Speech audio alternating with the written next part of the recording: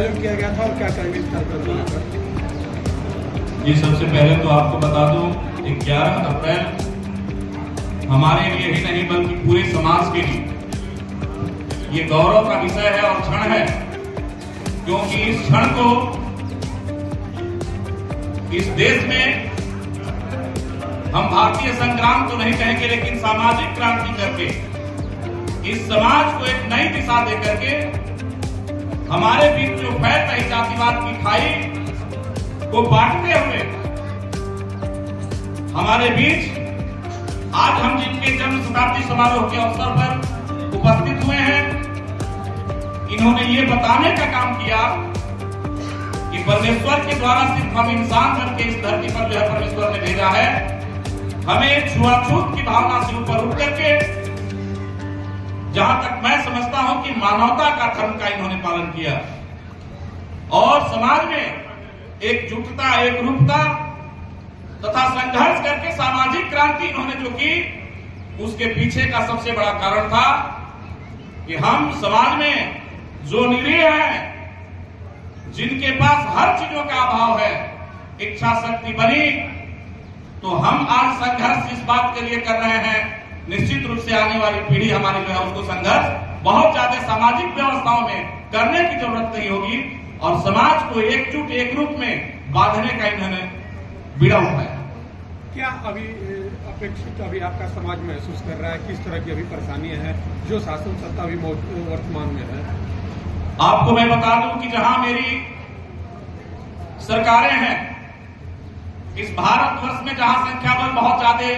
है, आपने देखा है उत्तर प्रदेश में भी, मैं आपको बता दूं कि उत्तर प्रदेश में भी हमारा संख्या बल नहीं है, कम। हम बहुत बड़े पैमाने पर, अगर हम उत्तर प्रदेश के स्टेट को जो है राज्य को अगर 4 भाग में डिवाइड करते हैं तो हर भाग में अन्य जातियों की अपेक्षा, चाहे वो पूर्वांचल का इलाका हो, सीमांचल का इलाका हो या जो भी इलाका हो, हम बड़े पैमाने पर हमारी भागीदारी है और हम अपनी राजनीतिक भागीदारी से अब तक महरूम हैं। हमें इस बात का दर्द है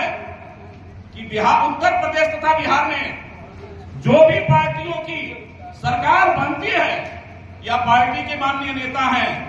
उनकी आंखें अभी तक नहीं खुली है। तो मैं उत्तर प्रदेश की सरकार से, माननीय श्री जोगी जी से बताना चाहूंगा, साथ ही में बहन कुमारी मायावती और आने वाले जो है अखिलेश जी से भी मैं बताना चाहूंगा कि अगर आप उत्तर प्रदेश में मालियों की उपेक्षा करके अगर चाहेंगे, सैनियों की उपेक्षा जो इतने बड़े पैमाने पर इतनी बड़ी संख्या में है,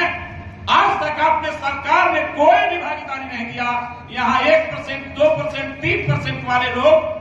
आकर के इस समाज में भागीदारी सुनिश्चित करके आप लोगों ने उनका अधिकार दे दिया। लेकिन हमारे समाज में बहुत इतने बड़े पैमाने पर रहने के बाद भी, हायर एजुकेशन में जाने के बाद भी,